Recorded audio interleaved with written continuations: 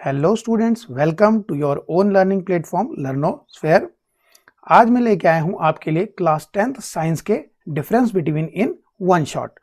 आज हम जानेंगे कि डिफरेंस बिटवीन जो क्वेश्चंस आते हैं उनको हम कैसे अप्रोच करें, यानी अंतर बताइए वाले प्रश्नों को हम कैसे करें, कैसे उनमें जो पॉइंट्स हैं डिफरेंस के वो कैसे लिखें। तो सबसे पहले आप याद रखिए कुछ पॉइंट्स कि सबसे पहले अगर जिन भी दो चीज़ों में आपको डिफरेंस लिखना है कि अगर वो बायो के हैं तो देखिए कि उनमें किस सिस्टम या ऑर्गन से रिलेटेड हैं, तो एक पॉइंट आपका ये हो जाएगा। फिर उनके आउटर शेप या स्ट्रक्चर में यानी बाहरी आकार और संरचना में अगर कोई अंतर है तो वो लिख दीजिए। फिर अगर उसमें कोई जो अंदर का पार्ट एक में प्रेजेंट हो दूसरे में एब्सेंट हो तो ये भी आपका एक पॉइंट हो सकता है। नेक्स्ट पॉइंट में आप उनकी मैकेनिज्म यानी क्रियाविधि में अगर कोई काम करने के तरीके में उनमें अंतर है दोनों में, तो वो भी आप बना सकते हैं एक पॉइंट। फिर जो उनका मेन फंक्शन है यानी दोनों में का जो मेन फंक्शन है अगर उसमें कोई डिफरेंस दिख रहा है आपको तो वो भी आप एक पॉइंट बना सकते हैं। और लास्ट में अगर उनके दो दो एग्जांपल्स आप देख सकते हैं तो वो भी आपका एक डिफरेंस का पॉइंट हो जाएगा। और पॉइंट्स कुछ ऐसे लिखिए, बिल्कुल टू द पॉइंट क्लियर लिखिए, और उनमें एक साइड अगर आप लिख करके उनके अपोजिट आप लिखें, यानी एक साइड आप ऐसा लिखें कि उसके अपोजिट आप लिखें तो दूसरे का जो है वो पॉइंट आपके बन जाए। इस तरह से आप जो इनके पॉइंट्स बना करके डिफरेंस बिटवीन कर सकते हैं। तो आइए एक एग्जांपल से स्टार्ट करते हैं जो कि है difference between aerobic and anaerobic respiration, यानी वायवीय और अवायवीय श्वसन में अंतर। सबसे पहला पॉइंट इसका, जैसे कि नाम से पता चल रहा है एरोबिक यानी इसमें एयर होती है, यानी it is in the presence of oxygen, यानी ये ऑक्सीजन की उपस्थिति में होता है। और एनारोबिक रेस्पिरेशन इसका उल्टा हो गया कि एब्सेंस ऑफ ऑक्सीजन में, यानी ऑक्सीजन की अनुपस्थिति में होता है। नेक्स्ट में देखेंगे इसमें एरोबिक में कंप्लीट ब्रेकडाउन ऑफ ग्लूकोज होता है, यानी क्योंकि इसमें ऑक्सीजन प्रेजेंट होती है इसलिए जो ग्लूकोज है वो कंप्लीटली ब्रेकडाउन हो जाता है। और इसका रिवर्स कि इनकम्प्लीट ब्रेकडाउन ऑफ ग्लूकोज होता है एनारोबिक यानी अवायवीय श्वसन में। नेक्स्ट पॉइंट पे चले तो aerobic respiration release more energy, यानी इसमें ज्यादा ऊर्जा हमें मिलती है जो कि 38 एटीपी के फॉर्म में मिलती है। और इसका उल्टा आप देखें कि एनारोबिक रेस्पिरेशन में इट रिलीज लेस एनर्जी, इसमें कम एनर्जी निकलती है, यानी कम ऊर्जा, only 2 ATP molecules are release. Next point पे चलें तो नेक्स्ट पॉइंट ये कहता है कि जो एंड प्रोडक्ट है एरोबिक का, यानी वायवीय श्वसन में जो एंड प्रोडक्ट होते हैं वो CO2 और वाटर होते हैं और एनर्जी तो होती ही है। लेकिन एनारोबिक रेस्पिरेशन में एंड प्रोडक्ट आपका लैक्टिक एसिड होगा या फिर अल्कोहल होगा और उनके साथ CO2 जरूर होगी। तो ये आपके एंड प्रोडक्ट होते हैं एनारोबिक रेस्पिरेशन के। अब लास्ट पॉइंट पे चलें तो एरोबिक रेस्पिरेशन आपका most of the plants and animals including human, यानी प्लांट्स, एनिमल और ह्यूमन बींग्स में ये जो एरोबिक रेस्पिरेशन होता है क्योंकि हम सब ऑक्सीजन लेते हैं। और एनारोबिक यानी अवायवीय श्वसन किन में होता है, वो माइक्रोब्स में, जैसे कि बैक्टीरिया, यीस्ट, और कभी कभी जब ह्यूमन मसल्स में होता है, जब लैक ऑफ ऑक्सीजन, जब ऑक्सीजन की कमी हो जाती है, जब हम कोई ऐसी एक्टिविटीज करते हैं जिनमें ज्यादा एनर्जी चाहिए तो उस वक्त ये लैक्टिक एसिड प्रोड्यूस होता है हमारी मसल्स में और उसके कारण हमारे क्रैम्प भी आ जाता है मसल्स में। तो ये रहा difference between aerobic and anaerobic respiration. अब नेक्स्ट पे चलें जो कि है difference between arteries and veins, यानी धमनी और शिरा में अंतर।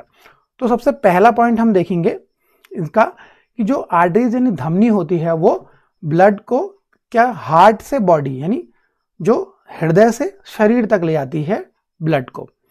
और वेन्स यानी शिराएं जो होती हैं वो इसका उल्टा, यानी जो बॉडी से ब्लड लाती हैं कहाँ को, हार्ट की ओर, ठीक है, बॉडी टू हार्ट, यानी शरीर से हृदय तक वापस लाती हैं, इसका ठीक उल्टा। नेक्स्ट पे चलें तो जो आर्टरीज होती हैं वो ऑक्सीजनेटेड ब्लड कैरी करती हैं, यानी इसमें ऐसा ब्लड जिसमें ऑक्सीजन होती है, ठीक है। और वेन्स जो होती हैं वो डीऑक्सीजनेटेड ब्लड, यानी ऐसा ऑक्सीजन जो ब्लड लाती है जिसमें CO2 होती है, ठीक है। नेक्स्ट पॉइंट पर चलें तो जो आर्टरीज होती हैं उनकी जो वॉल होती है वो थिक और इलास्टिक होती है, यानी मोटी और लचीली होती हैं। इसका उल्टा अगर देखें तो वेन्स की जो वॉल्स होती हैं वो थिन यानी पतली और लेस इलास्टिक, कम लचीली होती हैं।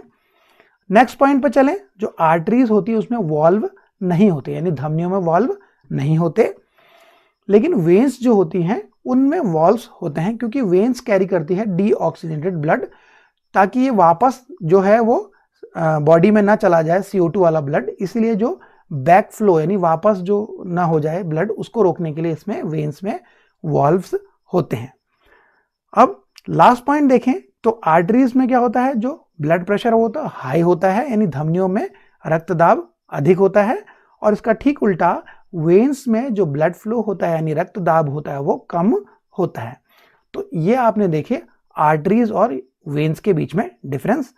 अब चलते हैं आपके नेक्स्ट डिफरेंस बिटवीन में, जो कि है एल्वियोली एंड नेफ्रॉन। ठीक है, यानी कूपिकाएं और वृक्काणु के बीच में हम अंतर देखेंगे।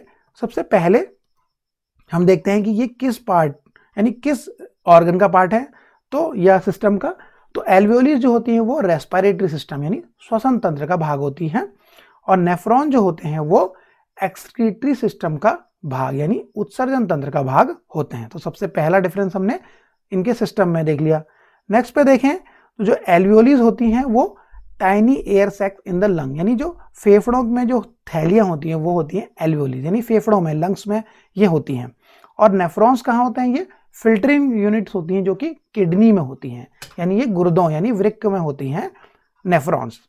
अब नेक्स्ट पे चलें तो जो एल्वियोलीज होती हैं वो स्ट्रक्चरल एंड फंक्शनल यूनिट होती है लंग्स की, यानी जो लंग्स होते हैं हमारे फेफड़े छोटे छोटे एल्वियोलीज से मिलकर बने होते हैं। और जो नेफ्रॉन्स होते हैं वो स्ट्रक्चरल एंड फंक्शनल यूनिट होती है किडनी की, यानी जो किडनी होती है वो स्मॉल छोटे छोटे नेफ्रॉन से मिलकर बने होते हैं।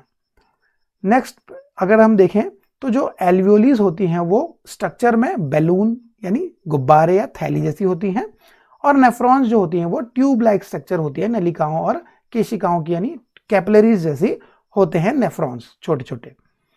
अब अगर नेक्स्ट पॉइंट देखें तो जो एल्वियोलीज होती हैं उसमें क्या होता है, उसमें ऑक्सीजन और कार्बन डाइऑक्साइड का एक्सचेंज होता है बिटवीन एयर एंड ब्लड।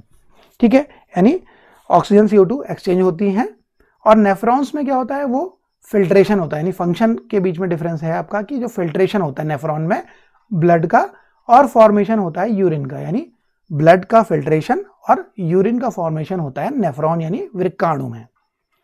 अब लास्ट आपका डिफरेंस देखें तो एल्वियोलीज का जो मैकेनिज्म है उसमें क्या होता है, एल्वियोलीज जो बलून्स जैसे होते हैं उनमें गैस जो होता है वो डिफ्यूज हो जाती है, यानी ऑक्सीजन डिफ्यूजन होता है और ब्लड में चली जाती है।